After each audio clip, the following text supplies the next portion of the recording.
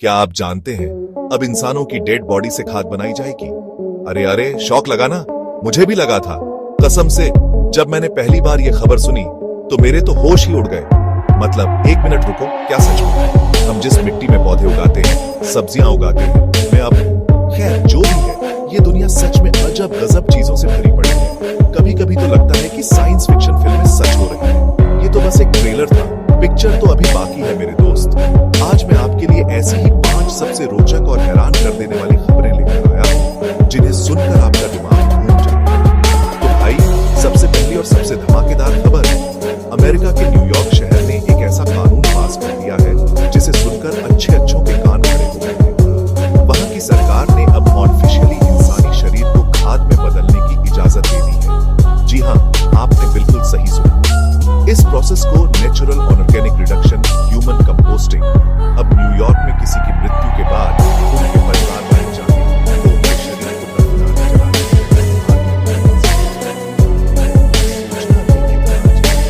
ना। सरकार का कहना है कि ये पर्यावरण के लिए बहुत अच्छा है। दफनाने के लिए जमीन का और जलाने से प्रदूषण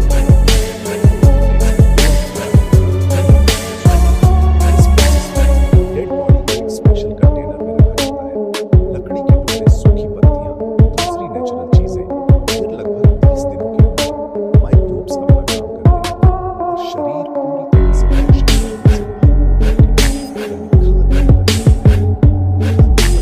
सौंप जाता है, जिसे वो अपने बगीचे में या कहीं भी इस्तेमाल कर सकते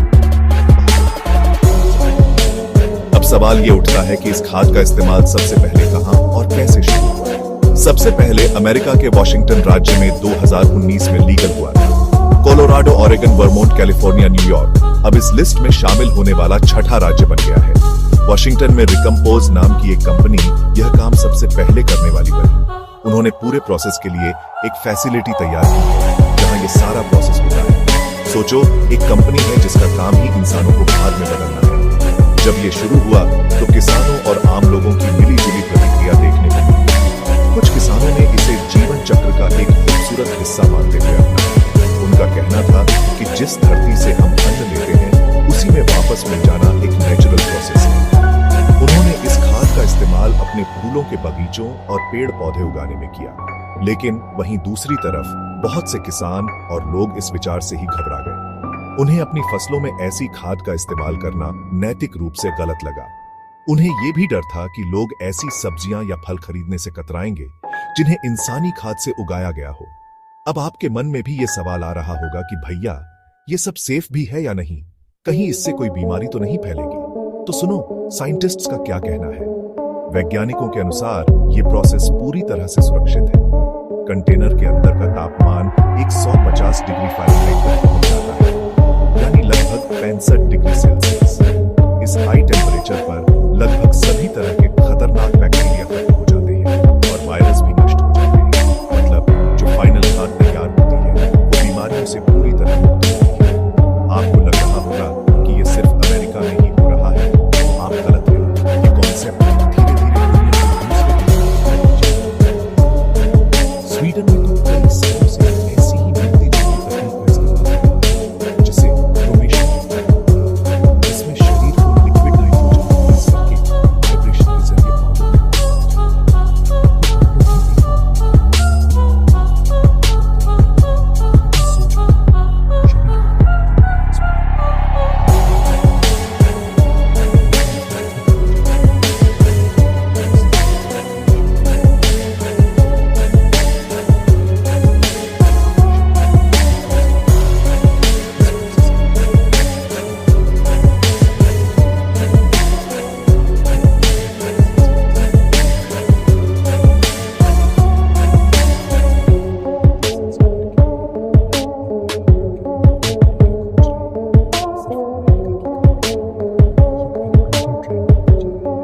अब आते हैं सबसे जरूरी सवाल पर। आम जनता इस बारे में क्या सोचती है?